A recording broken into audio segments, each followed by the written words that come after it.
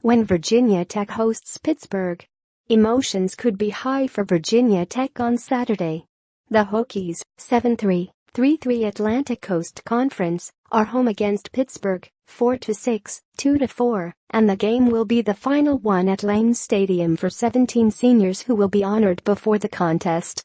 Center Eric Gallo isn't sure how he will react, but hopes to temper his emotions until after the game.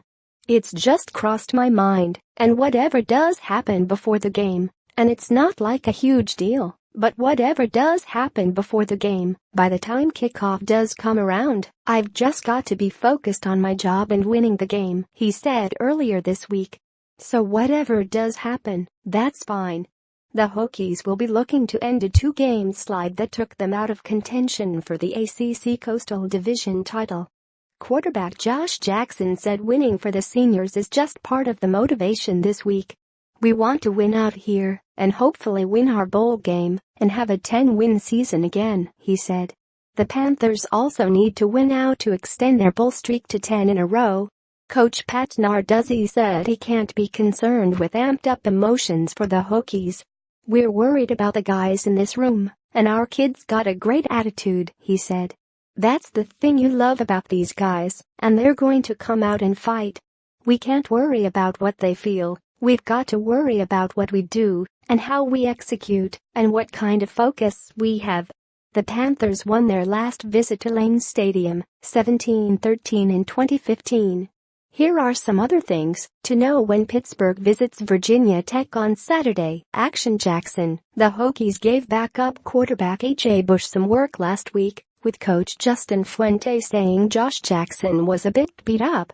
Jackson says he's feeling better this week. Believing in Ben, Narduzzi spent the first half of the season shuttling between quarterbacks, partly out of frustration and partly out of necessity. At the moment, he seems ready to stick with Ben DiNucci. The sophomore has taken every offensive snap over the last 3 games, while completing just 54% of his passes with only 1 touchdown as the Panthers have opted to rely heavily on the run. High stakes. The Panthers need to beat the Hokies and number 2 Miami to reach the 6-win threshold.